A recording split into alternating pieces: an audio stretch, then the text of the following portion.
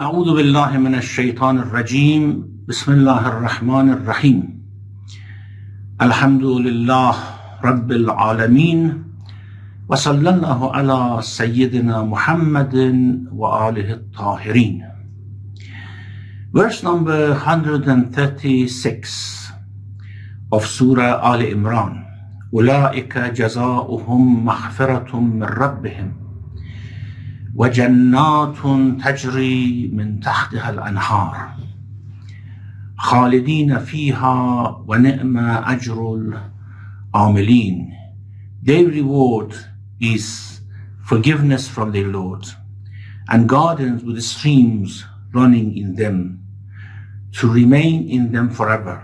How excellent is the reward of those who act. Now, this verse actually, ulaika, their reward, the pronoun here returns to those who actually rush towards the maghfirah of their Lord. If you remember in verse 134, we had alladhina, a description of the muttaqeen, الذين ينفقون في السراء والضراء, those who spend in ease and adversity and suppress their anger and excuse the fault of people, and Allah loves the virtuous. Wallahu yuhibbul muhsinin. And also another quality of muttaqeen was وَالَّذِينَ إِذَا فَعَلُوا فَاحِشَةً أَوْ ظَلَمُوا أَنفُسَهُمْ ذَكَرُوا اللَّهَ فَاسْتَغْفَرُوا لِذُنُوبِهِمْ. When they did something appalling, they actually remembered God and they sought forgiveness for their sins. Here it says أُولَٰئِكَ جَزَاؤُهُمْ مَغْفِرَةٌ مِّن رَبِّهِمْ. Their reward is forgiveness from their Lord. Actually, at the beginning it says سَارِعُوا إِلَىٰ مَغْفِرَةٍ مِّن رَبِّكُمْ. Hasten towards the maghfirah. And then how could we hasten towards maghfirah of the Lord? It was described as giving charity, as forgiving people, as suppressing anger. And then after doing all these, أُولَٰئِكَ جَزَاؤُهُمْ مَغْفِرَةٌ مِّن رَبِّهِمْ. So what we understand from this is that musara'a, that rushing that was mentioned at the beginning, is conducive to maghfirah from the Lord. There is one very interesting hadith in Al-Majalis and from Imam As-Sadiq alayhi salam. The hadith says that لما نزلت هذه الآية, when this verse was revealed, أولئك جزاؤهم مغفرة من ربهم. Maghfirah. In fact, this series of verses, when they were revealed, صعد إبليس جبلا. Iblis mounted a mountain, climbed a mountain. Well, of course, whatever is said here is figurative. It was to show how important these matters are. So صعد إبليس جبلا فصرخ بأعلى صوته بأفاريته. He shouted at the top of his voice to the devils. فاجتمعوا إليه. So called them, summoned them. And they all gathered to him. فقالوا يا سيدنا لما دعوتنا. Why have you, they asked, why have you summoned us, our master? He said, نزلت هذه الآية فمن لها. These verse or these series of verses are revealed. So who can actually nullify it? Man laha means who can fight against it? Who can fight against it in the sense that the people do not act according to it? فَقَامَ عِفْرِيتٌ مِّنَ الشَّيَاطِينَ. An evil devil stood up. فَقَالَ أَنَا لَهَا بِكَذَا وَكَذَا. He said, I will do that. And Iblis asked, how you do that? He said, such and such things I do. Iblis said, no, less than that. This is not your job. Another one stood up and said the same thing and said, no, this is not your job. فقال الوسواس الخناس, a devil whose name was Al-Waswas al-Khannas, or whose quality was Al-Waswas al-Khannas, which is mentioned min sharr al-Waswas al-Khannas. He said, I will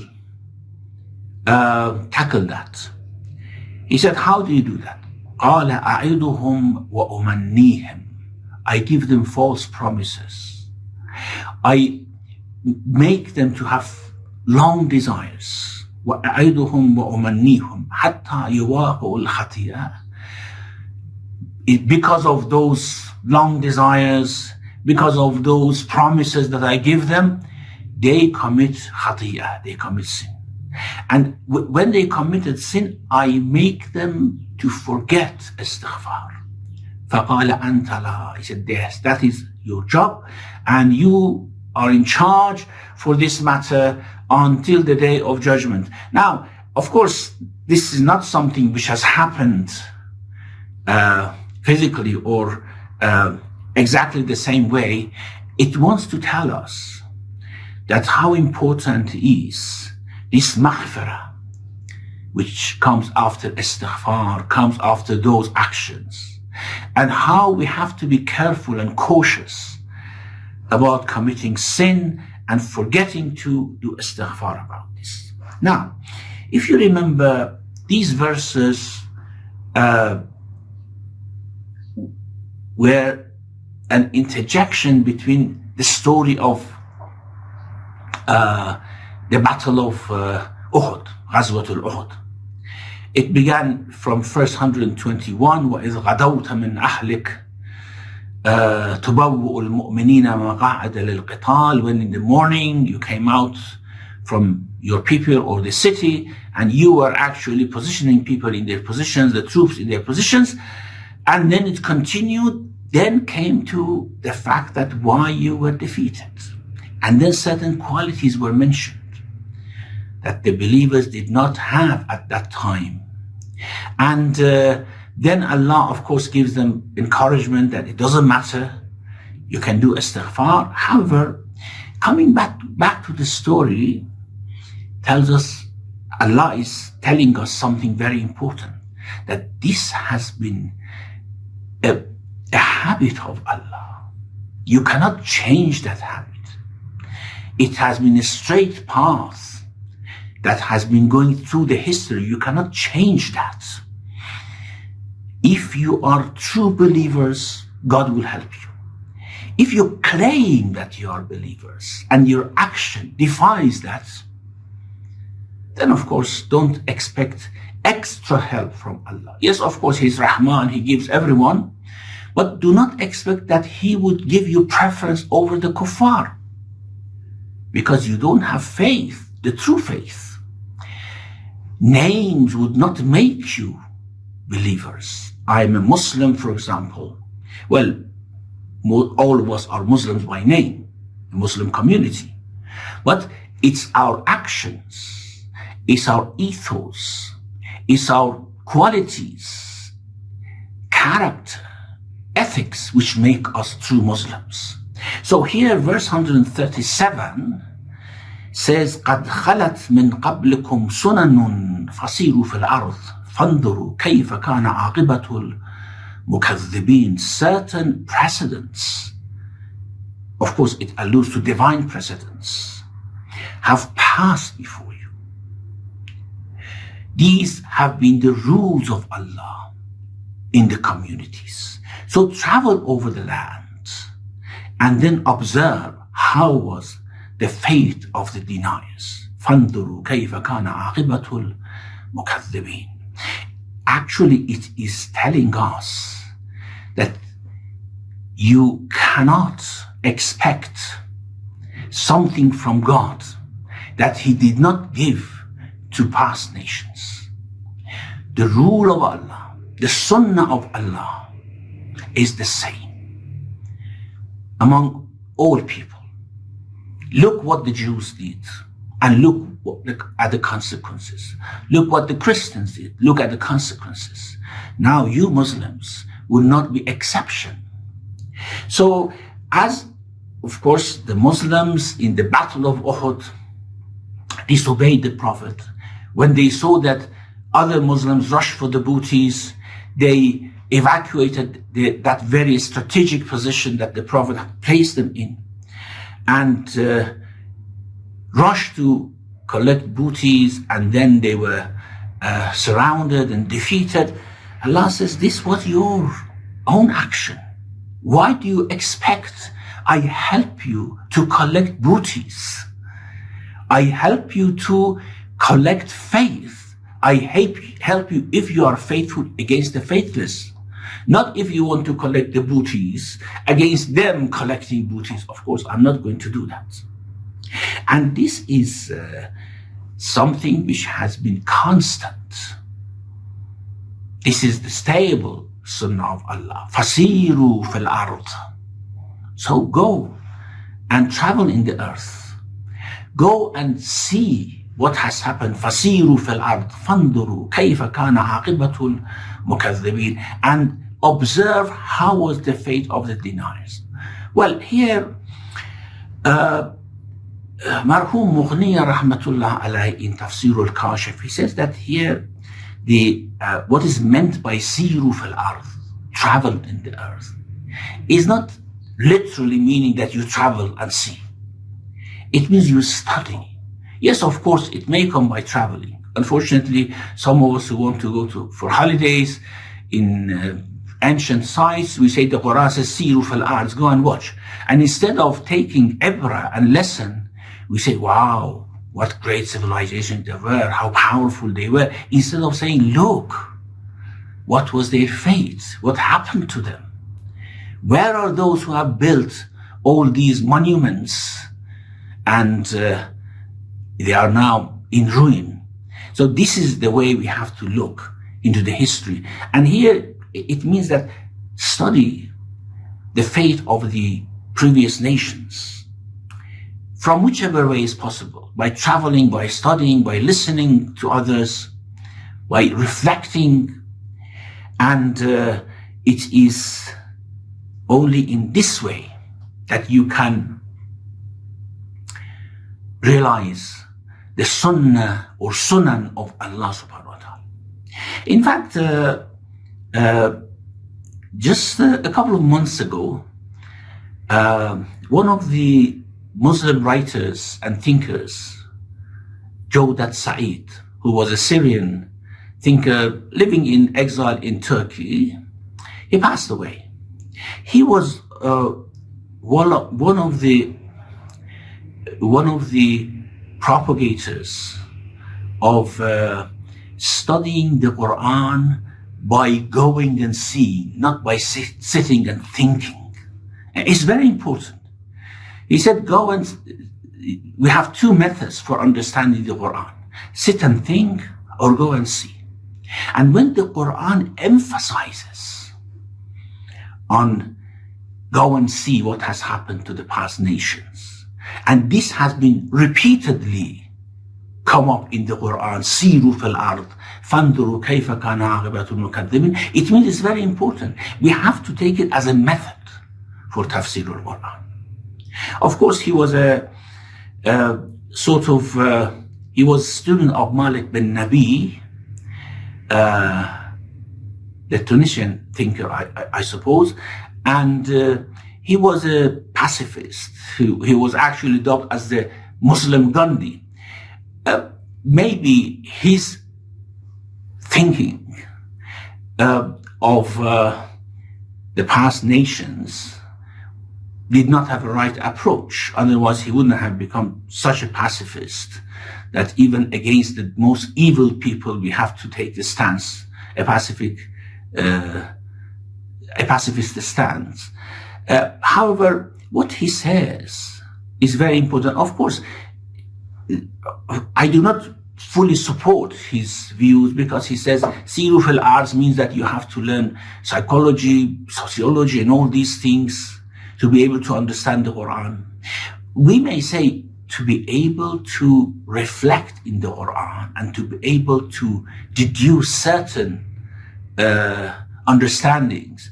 It's good to know all these things, but certainly it's not limited to that. Anyhow, I just mentioned that in passing, saying that this Qul Siru fil Ard is a very important injunction in the Quran. And it doesn't mean just traveling. It means study, especially study of the past nations. History. History is the core of knowledge. History, when we want to learn about ourselves, when we want to know our position in the world, history is one of the most important disciplines that we have to learn. And this is what the Quran is actually insisting upon. قُلْ سِيرُوا فِي الْأَرْضِ فَانْظُرُوا كَيْفَ كَانَ عَاقِبَةُ الْمُكَذِّبِينَ. Now, mukadhib, someone who denies. Of course, these Muslims were not deniers. They had actually accepted faith. Why here? It is actually addressing Muslims, not non-believers, not disbelievers, addressing Muslims that look what was the fate of the deniers. Doesn't that mean that denying is not just by mouth? Denying is by action as well. Denying is by thought as well. So you have to consider that. It's all, in a sense, this is addressing those people who were defeated in the Battle of Uhud. Verse 138 then says that this is a clarification for you. I am clarifying the matter for you, and I'm guiding you towards the right path. Verse 138, هذا بيان للناس وهدى وموعظة للمتقين. This is an explanation for mankind and a guidance and advice for the God-weary. Of course, it doesn't say هذا بيان للمؤمنين.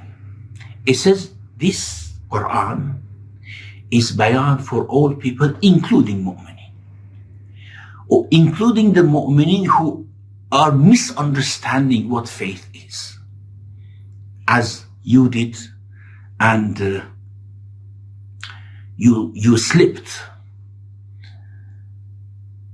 As in the other verse, it says those who slipped on the day of Uhud. إِنَّمَا اسْتَزَلَّهُمُ الشَّيْطَانُ بِبَعْضِ مَا كَسَبُوا. Shaitan made them slip because of some of their actions. So it means this can include everyone, including the Muslimin. هَذَا بَيَانٌ لِلنَّاسِ. It means that these sunan that I mentioned, is I'm clarifying my sunnah. I'm stating this. I'm actually excusing myself of what you think, because my sunnah, you have misunderstood my sunnah by thinking just to be a Muslim you are supported. No, you have to have actions of Islam. So this, of course, many exegetes have said that this Quran, هذا بيان للناس وهدى وموعظة للمتقين, but it may also refer to specifically what was said about the Battle of Uhud, what was said about the reason for the defeat, and the Sunan of Allah. Now, what's the difference between bayan and huda? Explanation or clarification and guidance. Now, in Tafsir Majma' al-Bayan, he quotes something from Ali ibn Isa al-Rumani, that the difference between bayan and huda is, bayan is to clarify the meaning of a sentence, whatever that sentence is. Now, Allah has said many things in the Quran. He is also clarifying it now after this incident. And had not this incident happened, it didn't occur to their minds that some of the things that they know or they have understood were wrong, and it needs explanation. But guidance is after explanation. Allah guides you to His right path. Bayanun litariq al-rushd. It's different from bayan. Bayan is clarifying the meaning. Al-huda is clarifying what is the path of rushd. So you misunderstood. Now I guide you to the right path. هذا بيان للناس وهدى وموعظة للمتقين. No. So it's بيان للناس for everyone, but for muttaqin it's huda wa maw'idha. Maw'idha, of course, is an admonition, is advice for the God-wary. Of course, even it's an advice for all people, and it's an admonition and guidance for all people. But why it is actually singling out the muttaqin? Because it's only muttaqin who follow. That's clear. Not everyone would follow these. It's only muttaqin, those who are God-wary, those who are God-conscious, who try to follow these instructions. And then, now there is a consolation in the next verse. After clarification, after guidance, after admonition, there is now a consolation. وَلَا تَهِنُوا وَلَا تَحْزَنُوا وَأَنْتُمُ الْأَعْلَوْنَ إِن كُنْتُمْ مُؤْمِنِينَ. Do not weaken or grieve. وَلَا تَهِنُوا. Tahinu is from wahn. Wahn means weakness.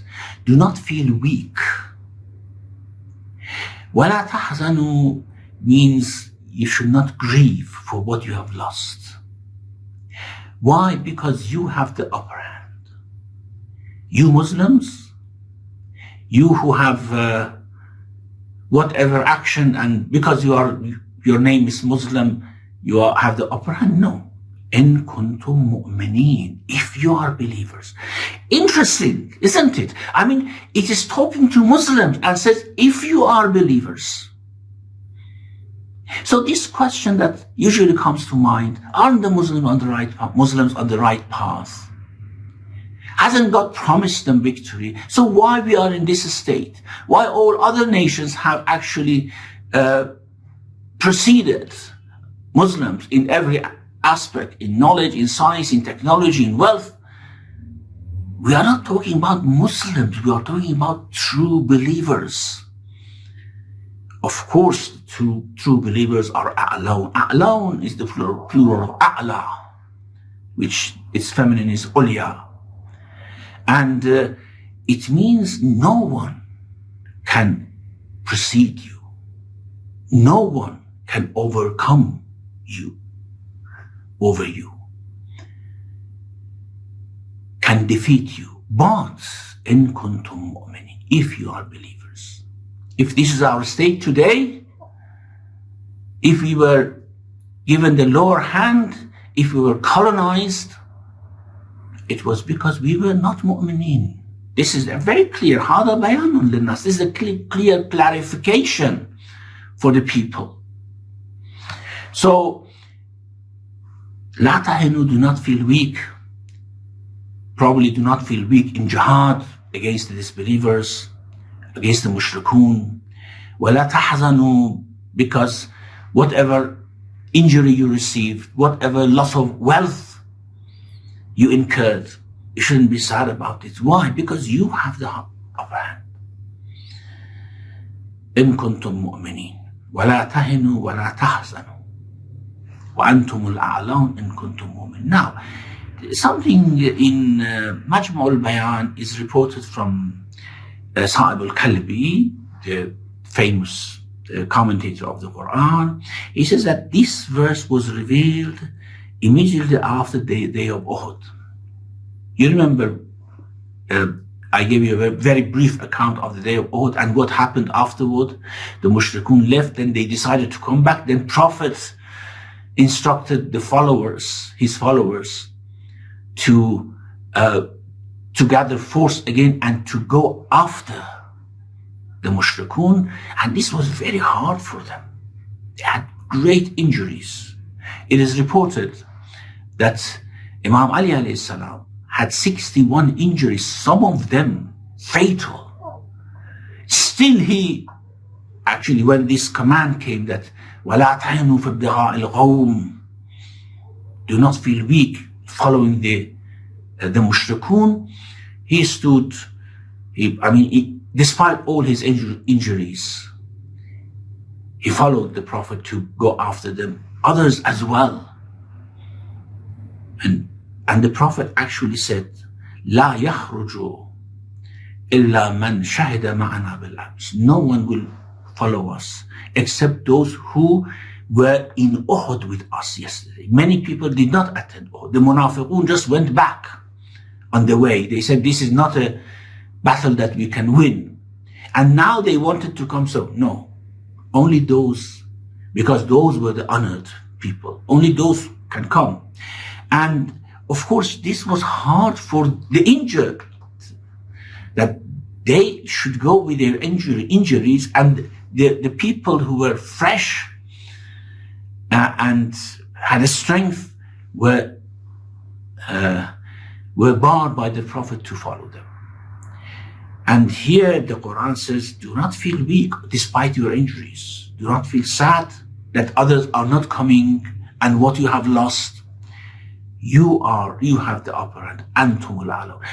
Now this a'laun may mean you are alone, you have upper hand over those who did not come to the battle from Medina, or you have the upper hand over all other people if you are believers. In Tafsir al-Kashif, again, Marhum Mughniya says that Antumul a'laun in kuntum mu'mineen actually alludes to the fact that Islam has the upper hand over all other nations, is above everything else.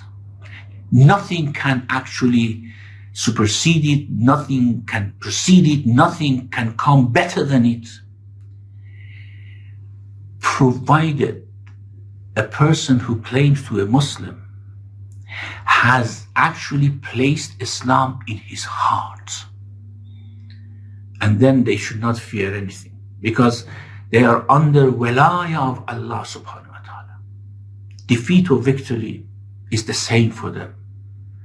Losing or gaining is the same for them, because they say we are under the wilaya of Allah subhanahu wa ta'ala. And in this psychology, with this mindset, they have to go to battle. Verse 140. إن يمسسكم قرح فقد مس القوم قرح مثله. Again, continuing to console the believers. إن يمسسكم قرح فقد مس القوم قرح مثله وتلك الأيام نداولها بين الناس وليعلم الله الذين آمنوا ويتخذ منكم شهداء والله لا يحب الظالمين. If a wound afflicts you, a like wound has already afflicted those people. Well, referring to the mushrikun. أن يمسسكم قرح فقد مس القوم قرح مثله. قرح is injury. Now this injury can be individual or an injury to the community. This is what happened. أن يمسسكم قرح فقد مس القوم قرح مثله. And we make such vicissitudes rotate among mankind. وَتِلْكَ الْأَيَّامُ نُدَاوِلُهَا بَيْنَ النَّاسِ. Of course, the translation is here vicissitudes of time. And then there is, of course, an extra explanation here for ayyam that I will mention, inshallah. وَتِلْكَ الْأَيَّامُ نُدَاوِلُهَا بَيْنَ النَّاسِ وَلِيَعْلَمَ اللَّهُ الَّذِينَ آمَنُوا. So that Allah may ascertain those who have faith. Of course, the Arabic is so that Allah knows those who have faith. But of course, there is a good discussion here that we have to go through. وَلِيَعْلَمَ اللَّهُ الَّذِينَ آمَنُوا وَيَتَّخِذَ مِنْكُمْ شُهَدَاءَ. And that He may take martyrs from among you. Again, shuhada has two meanings. Shuhada may be the plural of shahid or the plural of shaheed. If it's the plural of shahid, it means witnesses. If the plural of shaheed, it may mean martyrs. Here it has been translated as martyrs, and we have, of course, to discuss that as well. وَاللَّهُ لَا يُحِبُّ الظَّالِمِينَ. And Allah does not like the wrongdoers. وَاللَّهُ لَا يُحِبُّ الظَّالِمِينَ. It means that when we say Allah لَا يُحِبُّ الظَّالِمِينَ, it means Allah doesn't do anything to wrongdoers, to ظالمين, which is implication of love, which is implication of attachment, implication of any sort of mahabba towards them. Wallahu la yuhibbul zalim. Okay, I just translated the verse. If a